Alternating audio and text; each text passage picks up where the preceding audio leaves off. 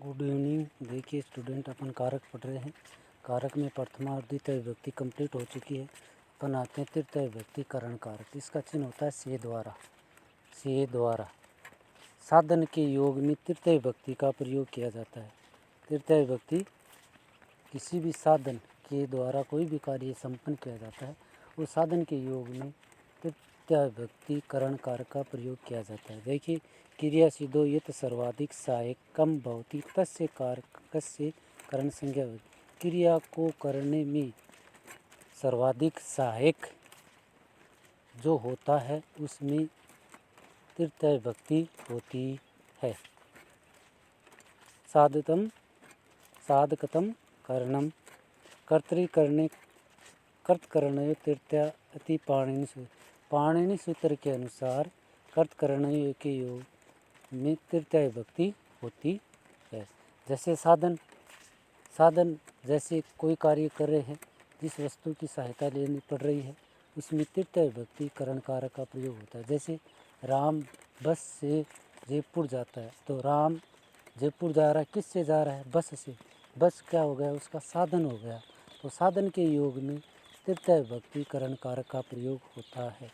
जैसे अपन उदाहरण के लोग देखें, इसमें दे रखा है जागृति कलमेन लिखती। जागृति कलम से लिखती है। कलमेन रामेन की तृतीय विभक्ति, राम की तृतीय विभक्ति रामेण, रामाभ्याम राममयी। तो एक वचन में ये आ जाएगा, द्विवचन में रामाभ्याम और त्रिवचन में बहुवचन में क्या जाएगा? राममयी। तो वैसे ही जागृति कलमेन, कलम क्या है? एक वचन है। तो एक वचन होने के कारण कलमेन है। अगर द्विवचन होता तो कलमा और कलमई आ जाता बहुवचन में। तो जागृति कलमेन लिखती, जागृति कलम से लिखती है। कलम क्या हो गया? उसका साधन हो गया। और साधन होने की वजह से जो चीज़ सहायक होगी, उस सहायक में तृतीय विभक्ति करण कारक प्रयुक्त होगा। देखिए आगे देखिए, विशाली जलेन मुखेन प्लाक्षति। विशाली जल से मुख धोती है। किससे धोती है? जल से। अब जल क्या हो गया? उसका साधन हो गया। और साधन होने के कारण जल में तृतीय विभक्ति क्या बन गई? जलेन बनकर आ गई। आगे अपन चले, राम दुग्धेन रोटिकाम खादती। राम दूध के साथ रोटी खाता है। अब दूध क्या हो गया? रोटी सहायक हो गया। तो इसके अंतर्गत दुग्धेन में तृतीय विभक्ति का प्रयोग किया जाएगा। आगे अपन चले, सुरेंद्र है पादाभ्याम चलती। सुरेंद्र पैरों से चलता है। तो पैर क्या हो गए?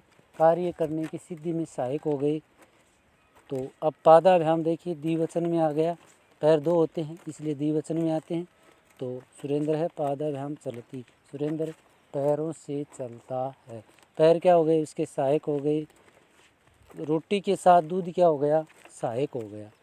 जल से मुख धोना, जल क्या हो गया? सहायक हो गया। कलमेन क्या हो गया? सहायक हो गया, यानी साधन हो गया। जिस वस्तु को करने में, जिस वस्तु की किसी कार्य करने के लिए जिस वस्तु की सहायता ली जाती है, उसमें तृतीय विभक्ति का प्रयोग किया जाता है। अगला है कर्मवाच्य एवं भाववाच्य में अनुरूप कर्तरी अपि तृतीया भवन्ति। कर्मवाच्य व भाववाच्य के कर्ता में तृतीय विभक्ति होती है। जैसे कर्तवाच्य है राम पढ़ती, राम पढ़ता है। अब इसको कर्मवाच्य के अंतर्गत लेके आएंगे तो राम के द्वारा पढ़ा जाता है। राम के द्वारा पढ़ा जाता से या के द्वारा आ गया, तो के द्वारा आने के कारण तृतीय विभक्ति हो गई। और तृतीय विभक्ति राम की, राम पढ़ती, राम पढ़ता है, तृतीय विभक्ति के अंतर्गत लेके आएंगे तो क्या बन जाएगा? रामेण लेख है लिखिए थे। क्या बन जाएगा? ये ते जुड़ जाएगा, धातु से धातु के आगे ते जुड़ जाएगा। तो ये कर्मवाच्य हो गया। मया जलम पिएते, मेरे द्वारा जल पिया जाता है। और इसको अगर कर्तवाच्य में लेके आएंगे तो अहम जलम पीबती, मैं जल पीता हूँ। मया जलम पिएते, मेरे द्वारा जल पिया जाता है। तो ये भी कर्मवाच्य के अंतर्गत आ जाएगा, क्योंकि कर्ता में क्या हो जाएगी? तृतीय विभक्ति। आगे चले, तीन हसीयते उनके द्वारा हंसा जाता है, उसके द्वारा हंसा जाता है। क्या हंसा जाता है? कर्म नहीं है, कर्म नहीं होने के कारण ये भाववाच्य के अंतर्गत आ जाएगा और ये भाववाच्य हो जाएगा। तो ये थी कर्मवाच्य भाववाच्य में अनुरुक्त कर्ता में तृतीय विभक्ति का प्रयोग किया जाता है। एक वचन है तो एक वचन में आ जाएगा, द्विवचन है तो द्विवचन में, और अगर बहुवचन में है तो बहुवचन के अंतर्गत इसकी क्रिया आ जाएगी। अब आगे अपन चले, उससे पहले दोबारा दोहरान कर लेते हैं। साधन के योग में जैसे राम बस द्वारा जयपुर जाएगा, राम है बस यानेन जयपुरम गमिष्यति, बस द्वारा जयपुर जाएगा। तो बस क्या हो गया? राम का एक साधन हो गया। साधन होने के कारण तृतीय विभक्ति हो गई।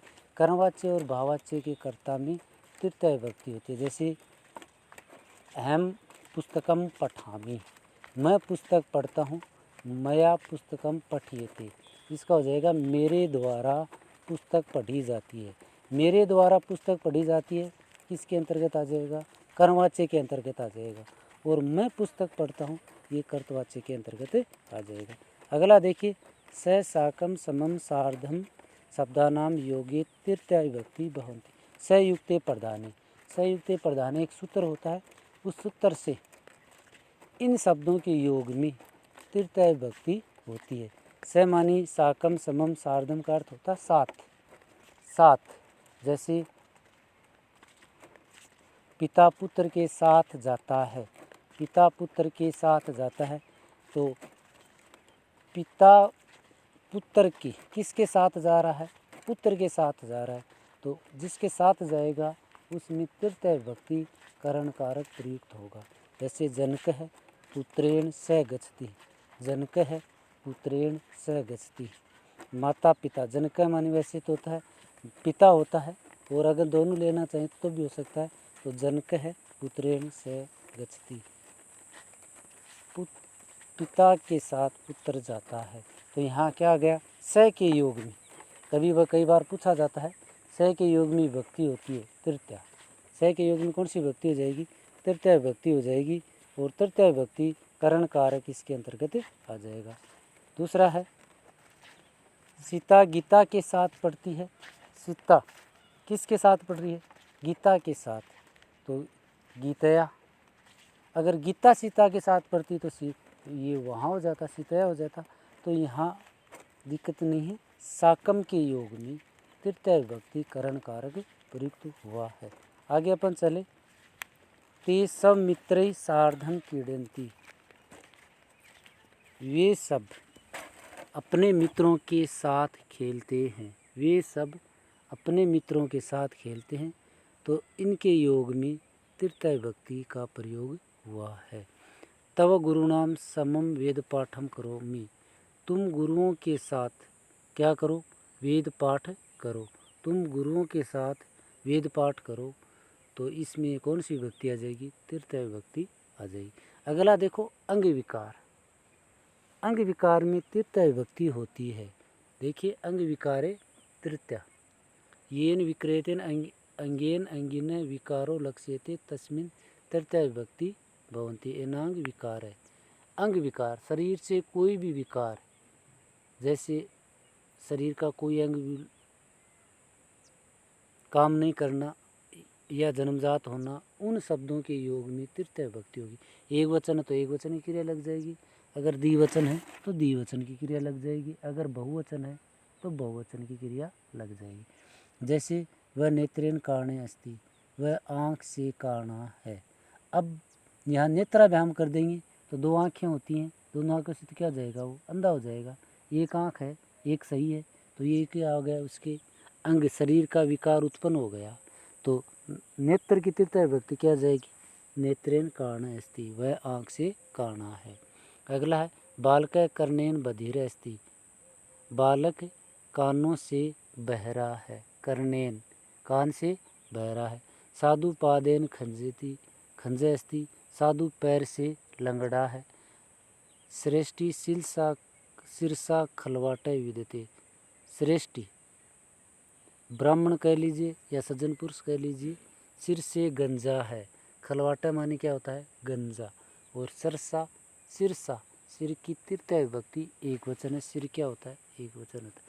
पादेन खंजे, पादाभ्याम कर देंगे तो एकदम से विकलांग हो जाएगा, तो ये नहीं होगा। इसमें देखो एक पैर का विकलांग, विकार उत्पन्न हो गया, विकार उत्पन्न होते ये तृतीय विभक्ति के अंतर्गत आ गया। आगे देखिए, येन चिन्ह कस्यादि अभिज्ञानम भवति तस्मिन् चिन्ह वाक्य शब्द तृतीय विभक्ति भवति। किसी के लक्षण से ये प्रतीत होता हो कि दूर से अपन देख रहे हैं कौन आ रहा है, साधु आ रहा है, कौन आ रहा है, ये कोई पढ़ने वाला बालक हो सकता है, तो अपन दूर से देखकर उसकी वेशभूषा या उसके चाल चलन को अपन देखकर पता कर सकते हैं कि ये हो सकता है। तो उसके चिन्ह विज्ञान, विज्ञानम क्या होता है, चिन्ह, प्रतीक चिन्ह। प्रतीक चिन्ह को देखकर पहचान लेना। जैसे कोई दो बच्चे बैग लेकर आ रहे हैं, ड्रेस पहन रखी है, पोशाक पहन रखी है, तो अपन दूर से देखे बता देंगे कि ये पढ़ने वाले बच्चे हैं। कोई साधु महात्मा है, अपनी भगवा वेश और जटाएं उसकी बड़ी, सिर के जो बाल हैं वो बड़े बड़े हैं, तो अपन दूर से देख के कह देंगे कि ये कोई साधु महात्मा है। तो ये उसके लक्षण प्रतीत हो रहे हैं। लक्षण प्रतीत होने के कारण उसमें तृतीय विभक्ति होती है। स जटा भी ताप से प्रतीत, वह जटाओं से तपस्वी प्रतीत होता है, वह जटाओं से तपस्वी प्रतीत होता है। तो जटाओं से तपस्वी प्रतीत होता है यानी उसके बाल हैं बड़े बड़े हैं। बड़े बड़े होने के कारण अपन ये कह सकते हैं कि वो एक साधारण मनुष्य नहीं है, क्योंकि उसके बाल बड़े हैं, इसलिए वो एक साधु के अंतर्गत आ गया। आगे चले, सह बालक पुस्तके छात्र पढ़ते, वह बालक पुस्तक से छात्र प्रतीत होता है, वह बालक पुस्तक से छात्र प्रतीत होता है। तो छात्र प्रतीत होता है यानी उसके हाथ में क्या है, पुस्तक है। पुस्तक से हम ये कह सकते हैं कि ये पढ़ने वाला कोई छात्र है। तो उसके लक्षण प्रतीत हो गए। लक्षण प्रतीत होते ही हम उसके चिन्ह को पहचान लिया, और चिन्ह को पहचानते ही हमें पता लग गया कि ये बालक है। तो जो अभिज्ञान चिन्ह होगा उस चिन्ह में तृतीय विभक्ति होगी। जैसे पुस्तक है तो पुस्तक में हो जाएगी, अगर उसके बाल बड़े हैं तो बाल में हो जाएगी, अगर उसकी पोशाक है तो पोशाक से भी उसकी पहचान हो जाएगी। पहचान होते ही उसमें तृतीय विभक्ति करण कारक का प्रयोग किया जाएगा। आगे अपन चले, देखिए अब ये पहचान हो गई, अभिज्ञान प्रतीक चिन्ह हो गया, प्रतीक चिन्ह होते ही तृतीय विभक्ति करण कारक का प्रयोग हो गया। हेतुवाची शब्दों में तृतीय विभक्ति, हेतु मानी होता है कारण, कारण में क्या होगी, तृतीय विभक्ति होगी। जैसे अब कोई कारण होगा, उस कारण में तृतीय विभक्ति होगी। जैसे वह अध्ययन वस्ती, वह अध्ययन के लिए रहता है। अब उसका मुख्य कारण क्या है, पढ़ना, अध्ययन करना, तो अध्ययन में क्या हो जाएगी, जो कारण होगा उस कारण में तृतीय विभक्ति का प्रयोग किया जाएगा। स अध्ययन वस्ती, वह अध्ययन के लिए रहता है, उसका मुख्य कार्य क्या है, पढ़ना है। तो पढ़ना, तो जिस प्रयोजन होगा, कारण होगा, हेतु होगा, तो उसमें तृतीय विभक्ति हो जाएगी। जैसे विद्या यश बढ़ते, विद्या से यश बढ़ता है, विद्या से यश बढ़ता है, क्या बढ़ता है, यश बढ़ता है, ख्याति बढ़ती है, किससे बढ़ती है, विद्या से। तो विद्या में क्या आ जाएगी, तृतीय विभक्ति आ जाएगी। विद्या विनय शोभते, विद्या हमें शोभा, विनय विनम्रता देती है, विद्या हमें विनम्रता प्रदान करती है। तो विद्या हमें क्या देती है, विनम्र। तो ये क्या हो गया, कारण हो गया, यानी कारण हो गया, तो तृतीय विभक्ति होगी। पुण्य हरि दृष्ट, पुण्य पर भगवान देखते हैं, जो व्यक्ति पुण्य करता है, दान आदि करता है, उस पर भगवान है वो देखते हैं और अपनी दया कृपा बरसाते हैं। तो देखिए इसमें पुण्य में कारण हो गया, अध्ययन कारण हो गया, विदया कारण हो गया और विनयन हो गया। इनके योग में तृतीय विभक्ति करण कारक का प्रयोग किया जाएगा। आगे अपन चले, प्रकृति आदि क्रिया विशेषण शब्देषु तृतीय विभक्ति भवन्तु। प्रकृति स्वभाव आदि के योग, शब्दों के योग में तृतीय विभक्ति का प्रयोग किया जाता है। वह प्रकृति से साधु है, यानी वह प्रकृति क्या होती है, स्वभाव, आदत, कि वह व्यक्ति स्वभाव से ही सहनशील है, व्यक्ति स्वभाव से चंचल है, वह व्यक्ति झगड़ालू है, वह व्यक्ति सज्जन है। तो उसके स्वभाव में जो स्वभाव होगा उसके स्वभाव में तृतीय विभक्ति का प्रयोग किया जाएगा। तृतीय विभक्ति करण कारक का प्रयोग किया जाएगा। स प्रकृत्या साधु अस्ति, वह प्रकृति, प्रकृति क्या होती है? स्वभाव। तो प्रकृत्या क्या हो गई? तृतीय वचन। तो साधु अस्ति, वह स्वभाव से सज्जन है, वह स्वभाव से सज्जन। गणेश सुखेन जीवति, गणेश सुख से जीता है। तो गणेश दुख से जीता है तो दुखीन बन जाता, सुख से जीता है तो सुखीन बन। राम सुख से जीता है तो राम सुखेन जीवती। अगर गणेश की जगह किसी और तीसरे का नाम होता तो भी जो कारण है स्वभाव उसमें तृतीय विभक्ति प्रयोग। प्रियंका सरलता लिखती, प्रियंका सरलता से लिखती है बिना कठिनाई के। अगला चले, मूर्ख है दुखीन जीवती। मूर्ख लोग होते हैं, मूर्ख दुख से जीते हैं। क्यों? कि वो एक दूसरे की निंदा चुगली करते हैं तो दुख से जीते हैं, स्वभाव क्या हो गया? दुखी हो गया। सज्जन का क्या है? वो सुख से जीते हैं, सुनते ज़्यादा हैं, कम बोलते हैं। सज्जन व्यक्ति का स्वभाव क्या होता है? सुनेगा ज़्यादा, कम बोलेगा, सारयुक्त बोलेगा। जबकि दुखी व्यक्ति जो दुष्ट व्यक्ति होता है, मूर्ख व्यक्ति होता है, सुनेगा कम, बोलेगा ज़्यादा। दोनों में अंतर है। सज्जन और दुर्जन व्यक्ति की पहचान है ये। सज्जन व्यक्ति सुनेगा ज़्यादा, बोलेगा कम, जबकि दुर्जन व्यक्ति सुनेगा कम, बोलेगा ज़्यादा।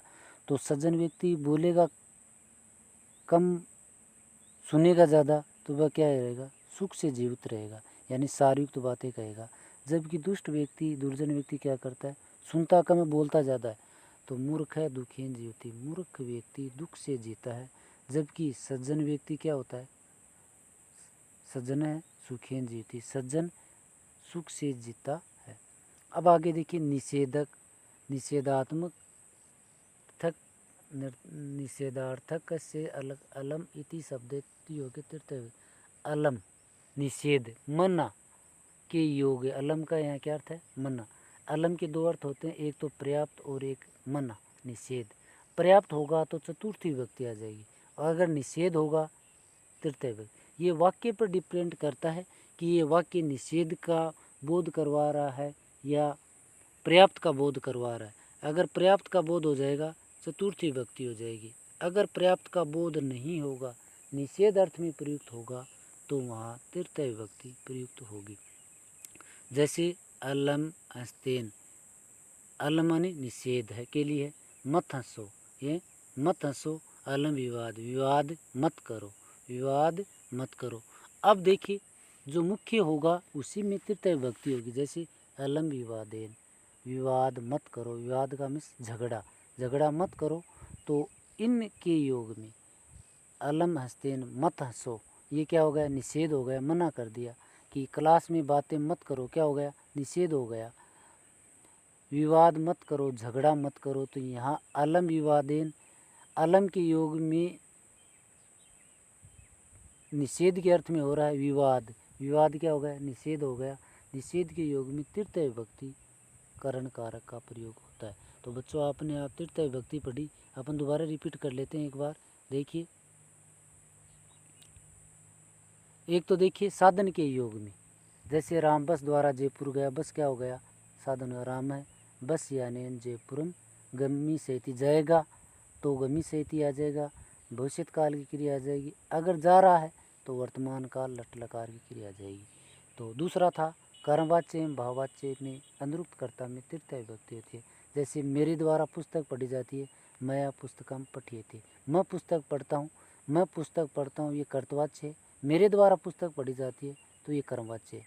तो मेरे द्वारा पुस्तक पढ़ी जाती है, से द्वारा है, वो तृतीय विभक्ति के अंतर्गत आता है, करण कारक के अंतर्गत आता है। तो करण कारण तृतीय विभक्ति के आने के कारण से द्वारा आ गया, तो कर्ता होगा उसको तृतीय विभक्ति में बदल दिया जाएगा। अगर एक वचन में तो एक वचन में हो जाएगा, अगर द्विवचन में तो द्विवचन में हो जाएगा, अगर बहुवचन में है तो बहुवचन के अंतर्गत ये आ जाएगा। अगला देखिए, स साकम सार्धम समम सार्धम शब्द नाम योग्य तृतीय विभक्ति। स के योग में, कहने का मतलब स के योग में तृतीय विभक्ति। पिता पुत्र के साथ जाता है, माता के साथ पुत्र जाता है, माता के साथ पुत्री जाती है, वह मेरे साथ जाता है।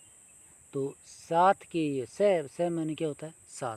तो स के योग में तृतीय विभक्ति प्रयुक्त होता है। कभी परीक्षा में पूछ लिया जाता है सहयोगी कई विभक्ति। स के योग में कौन सी विभक्ति होती है? तृतीय विभक्ति करण कारक। आगे देखिए, अंग विकार, शरीर का कोई अंग विकार हो गया, लूला है, लंगड़ा है, काना है, इनके योग में तृतीय विभक्ति होती है। जैसे सिर से गंजा है, पैर से लंगड़ा है, आँख से काना है, कान से बहरा है, तो ये शरीर का अंग विकार उत्पन्न हो गया। अंग विकार उत्पन्न होने के कारण इसमें तृतीय विभक्ति होगी। जो विकार होगा उस विकार में होगी। जैसे आँख से काना है, आँख में हो जाएगी, कान से बहरा है तो कान से हो जाएगी, पैर से लंगड़ा है तो पैर से हो जाएगी, दूसरा सिर से गंजा है तो सिर से हो जाएगी। अब देखो, सूरदास है नेत्राभ्याम कान अंधस्त। सूरदास नेत्रों से अंधे थे। नेत्र कितने होते हैं? 2, यहाँ आ गया नेत्राभ्याम। अब अंधा है तो अंधा तो एक आँख से तो काना होता है, दोनों आँखों से दिखाई नहीं देगा तो व्यक्ति किसके अंतर्गत आ जाएगा? अंध। प्रतीक चिन्ह, अभिज्ञान अभिज्ञान चिन्ह, प्रतीक चिन्ह, दूर से हमें प्रतीत हो रहा है कि ये बालक है, कोई साधु महात्मा है, तो हम उसकी पहचान के आधार पर उसकी गणना करना, ये तृतीय विभक्ति के अंदर है। जो गणना जिससे की जाएगी, उसकी पोशाक, जैसे बाल है तो बालों को देखकर या कोई उसकी पोशाक को देखकर तृतीय विभक्ति होगी। जो उसकी प्रतीक चिन्ह होगा, प्रतीक चिन्ह में ही तृतीय विभक्ति का प्रयोग किया जाएगा, अन्यथा नहीं किया जाएगा। अगला है कारण। कारण के योग में तृतीय विभक्ति का प्रयोग किया जाता है। कारण के योग में तृतीय विभक्ति का प्रयोग किया जाता है। क्या कारण है कि आप शहर में रह रहे हैं, किस कारण से रह रहे हैं, नगर में रह रहे हैं, कोई काम धंधे के लिए रह रहे हैं या पढ़ने के लिए रहे हैं, जो कारण होगा उस कारण के योग में तृतीय विभक्ति का प्रयोग किया जाएगा। तो सह अध्ययन वस्ती, वह अध्ययन के लिए बसता है। अब पढ़ना क्या हो गया? उसका कारण हो गया। कारण हो गया, जो कारण क्या था? पढ़ना। पढ़ना तो इसमें क्या हो जाएगी? तृतीय विभक्ति हो गई। प्रकृति स्वभाव आदि, जैसे वह व्यक्ति देखने में वह व्यक्ति बहुत ही सज्जन है, अब क्या हो गया? उसका स्वभाव हो गया। तो अब स्वभाव हो गया तो स्वभाव में क्या हो गई? तृतीय विभक्ति हो गई। तो स स्वभावेन सरल अस्ति, उसका स्वभाव क्या है? सरल है, यानी दृश्य भावना का नहीं है। और साधु हैं वो सुख से जीते हैं, दुष्ट व्यक्ति दुख से जीते हैं। अब जो प्रकृति है, प्रकृति के योग में क्या होगी? तृतीय विभक्ति। जैसे सुख है, सुख से जीता है तो सुखीन जीवती, दुख से जीता है तो दुखीन जीवती। जैसे वह दुख से जीता है स दुखीन जीवती, वह सुख से जीता है तो सुखीन जीवती। आगे देखिए, निषेधवाची शब्दों में तृतीय विभक्ति का प्रयोग किया जाता है। निषेधवाची जो शब्द होते हैं, निषेधवाची शब्दों में तृतीय विभक्ति करण कारक का प्रयोग किया जाता है। निषेध माने मना, झगड़ा मत करो, विवाद मत करो, मत हंसो, वार्तालाप मत करो, ये मना किया जा रहा है, निषेध किया जा रहा है। तो निषेध करने के कारण इसमें तृतीय विभक्ति का प्रयोग किया जाएगा। तो ये आज के लिए अपनी तृतीय विभक्ति है वो कंप्लीट होती है। अब इसको 1-2 बार रीडिंग लगाइए और इनको होमवर्क के लिए साथ साथ लिखते रहिए, ताकि कारक का टॉपिक आपके लिए बहुत इम्पोर्टेंट है। कक्षा 9th और 10th के लिए ये एक संस्कृत ग्रामर की स्तंभ है। आप हिंदी अनुवाद करना आसान हो जाएगा, दूसरा वाक्य को बनाना आसान हो जाएगा, ताकि अब इसमें शब्द रूप, धातु रूप और कारक, शब्द रूप और धातु रूप हैं तो अपन आसानी से कारक की कौन सी में तृतीय विभक्ति आ रही है शब्द रूप लेके चलेंगे। तृतीय क्या बनेगा, चतुर्थी क्या बनेगा, पंचमी क्या बनेगा, षष्ठी क्या बनेगा। इस प्रकार से अपन करेंगे तो अपनी ये तृतीय विभक्ति है वो कंप्लीट हो जाएगी, कहीं इसमें कन्फ्यूजन वाली दिक्कत नहीं है। तो देखिए, अपन प्रथमा द्वितीय तृतीय कर चुके हैं। अब देखिए, ये कुछ उपपद विभक्तियाँ होती हैं, इन उपपद विभक्तियों में ही तृतीय विभक्ति प्रयुक्त हुई इन शब्दों की। जैसे स के योग में तृतीय विभक्ति हुई, दूसरा है निषेधवाची शब्दों में अलम के योग में तृतीय विभक्ति, दूसरा प्रकृति स्वभाव तृतीय विभक्ति, अभिज्ञान प्रतीक चिन्ह के अपन माने तो तृतीय विभक्ति प्रयुक्त होती है। साधन के योग में तृतीय विभक्ति होती है, अंग विकार के योग में तृतीय विभक्ति है। तो ये क्या आ गई? इसकी उपपद विभक्तियाँ आ गई। उपपद विभक्तियाँ आने के कारण इन शब्दों के योग में तृतीय विभक्ति प्रयुक्त होती है। तो बच्चों देखिए, आज के लिए तृतीय विभक्ति अपन कारकों के डल एक एक विभक्ति करें, कहीं एक दिन में नहीं, आराम से अपन पढ़ें, इनको बार बार रिपीट करना, रिपीट करने के बाद नोटबुक में नोट करना, आपको होमवर्क के लिए करना है, और इसको बार बार दोहराएंगे, 1-2 बार करेंगे तो ये आपके आसानी से याद हो जाएगा। तो आज के लिए बस बच्चों इतना ही। अगले वीडियो में फिर मिलेंगे। तो पैर कर्ता कारक, प्रथमा विभक्ति, कर्म कारक द्वितीय विभक्ति, करण कारक तृतीय विभक्ति, ये कंप्लीट हो गई हैं। तो आज के लिए बस इतना ही। आगे के लिए कल आगे के लिए